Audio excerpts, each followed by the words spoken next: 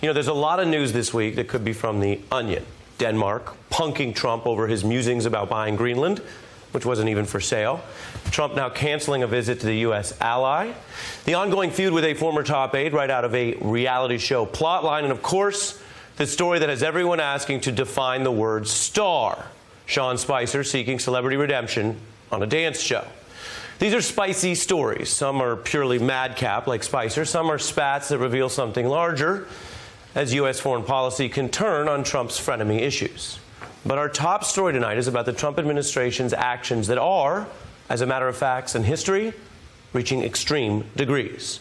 So if you haven't heard much about this top story tonight, note that Donald Trump isn't tweeting much about it. It doesn't involve trolling or reality shows. It is about a president seizing new powers to detain people indefinitely. Let me repeat, indefinite detention. That sounds ominous because it is. The U.S. Constitution, most democracies severely limit the government's power to detain people. People, not just adults, not just citizens, not just legal residents, but all people, because protections for human rights apply to all humans. Keep that in mind as you take in the Trump administration's new federal rule seizing detention powers and attempting to abolish the current court-approved limit on how long migrant families are detained. Trump pushing to end the 20-day limit and claim the power to hold them for as long as it takes for their cases to get decided. Some officials say that could be months, but there's no formal limit. No limit means no limit. Indefinite. Some people could still be released before 20 days are up, sure. Others might not be released for months or years. Trump's own officials are struggling to defend this today. So there is no such thing as indefinite detention. What would the maximum be? There is no maximum. The maximum amount of time is what's required to complete the case. But I should also note that these individuals, while they're going, Brandon, let me. There's no maximum equals indefinite. No, it's not. That's a huge deal. It has been in the works, but the formal rule is now being released in these waning days of summer, after months of immigration controversies. So what do you need to know? First, this is an attempted power grab, but Trump doesn't get the last word because this would change a court agreement that presidents in both parties have followed. A federal judge must still approve this plan. The agreement it would alter is from a court settlement known as the Flores Agreement. And why is there that agreement? Well, here's the part of the story that goes well beyond Trump. It predates him. Many presidents in both parties have been reined in by the courts over mistreating migrants and trying to lean towards indefinite detention when it happens. In fact, back in the 1980s, migrant kids fleeing violence in El Salvador were kept in atrocious conditions, held behind a barricade of razor wire surrounding an old motel in Pasadena. Migrants were locked in overcrowded rooms, children and adults jammed in together. The New York Times reporting those kids didn't get any school, recreation, doctors, or visits with relatives, and they endured body cavity searches. It took migrant advocates going to court and judges rebuking the administration to stop that problem. And now to give you the context, we dug up how that lawsuit from that court battle was reported at the time. 14-year-old Alma Yanira Cruz has been held in this Pasadena detention center for a month and a half since she was caught trying to enter the country. Under Immigration and Naturalization Service policy, she can be released only to a parent.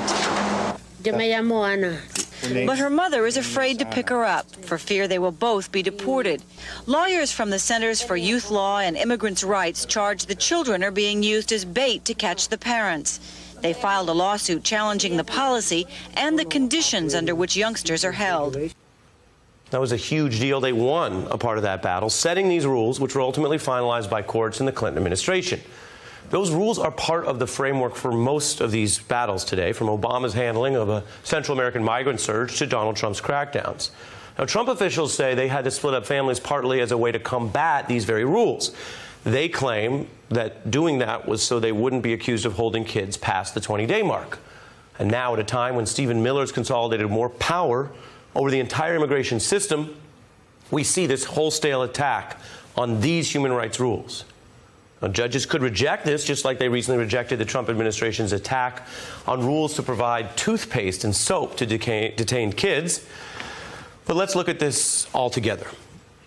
As a matter of ethics, I want you to know, these rules set a minimum threshold for human rights and human dignity. As a matter of ideology, honest conservatives and civil libertarians support these protections, both as human rights and as a limit on government power. You remember all the arguments about stemming the federal government's power?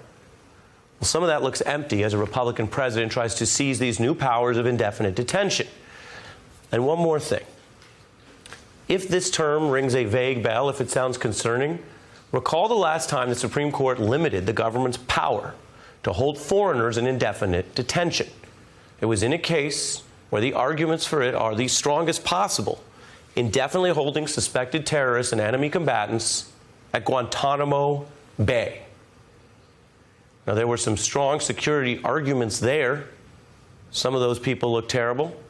But that didn't mean a president could overrule Congress and the courts to claim those unilateral detention powers, even regarding foreigners, even regarding suspected terrorists.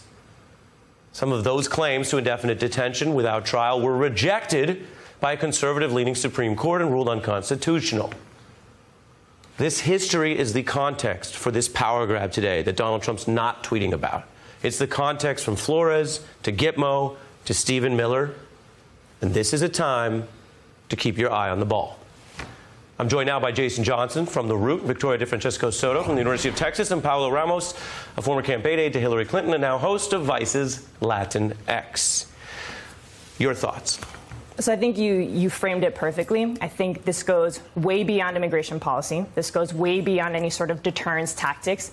This is them very deliberately, very strategically trying to reframe and rewrite who in this country is entitled to basic human rights. I mean, that is a big deal. So my question always is, instead of brown kids in these detention centers, instead of them, if we had American kids, if we had white kids, European kids, would they be pushing for this so hard? Right, because knowing what we know, right, we know that they don't have toothpaste in there. We know that there are kids sleeping in cages. We know that 7 children died under their watch. We know that they don't have access to vaccines, to basic shots. Knowing all of this, again, why? Why are they doing this? Right. And why right now? And why right now? And I go back to one thing that I heard this week repeatedly, which is as Donald Trump was pushing this anti-abortion effort, right, he was using these words. He kept saying, every child is a gift of God. He said those words. Every child is a sacred gift of God. Are those children also? Does he view them the same way? I think that's very important because we're now in the space we're talking about what the government can do to whom and to human beings. And you're talking about the value of life in that language. Children. Jason, viewers know you're not a big fan of the president. I think it's important that we look at this story tonight much broader than Trump, which is why we reported it out with some of that context. Regardless of your views of the president, what do you think and would you support indefinite detention powers for any president? No, Ari, and the really dangerous part about this is, you know, in the military they call it mission creep, but the same thing can happen with policy.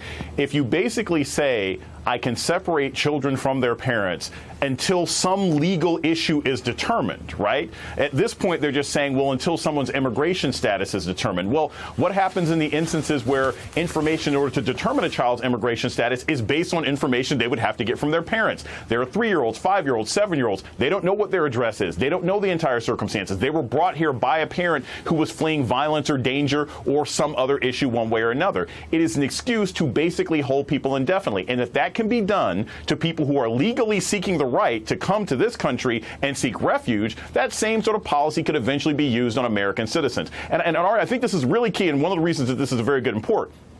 No matter how many times we say that this is a terrible administration, and I love my country more than any particular presidency, the greatest fear that we have to have is any administration using a power that can subsequently be used by someone worse down the road. And as bad as we think Donald Trump is, imagine this sort of behavior, imagine this sort of policy in the hands of a president who is actually slightly more sophisticated. They could use it for all sorts of excuses, all sorts of terrorism. Gang members could be defined as terrorists and held indefinitely. That is the danger of these kinds of policies at the border, what they could become down the road. Victoria, here was the president on this. One of the things that's happening when they see you can't get into the United States, or when they see if they do get in the United States, they will be brought back to their country. It won't matter if they get in or not, because we're doing that. They won't come. There's a lot in there, including a theory about how information will travel back and whether indefinite detention, notwithstanding what I just laid out as what's wrong with it, will still be considered worse than what people may be fleeing. So the Trump administration, Stephen Miller in particular, has argued that having families, family protections, protections for children, basically the Flores settlement, is an incentive for folks from Central America to come. It's their get out of free jail card. But the truth of the matter is that these people are coming here because they are fleeing violence. These Central American countries in the Northern Triangle are the ones with some of the highest homicide rates. The other piece to this, Ari, is that we also see some of the highest femicide rates. The massive gang culture that has taken place in El Salvador and some of these other countries are targeting women in particular. And you're not going to leave your child. You are fleeing for your life, and you're not just going to leave your kid there and say, well, I'm going to go over here to safety. That's why we have the family units coming over. It's not an incentive. So instead of attacking the victims of this violence, why don't we give economic aid, help with the economic development of these places? Ari, it costs $3.5 million a day to fund detention centers here in the United States.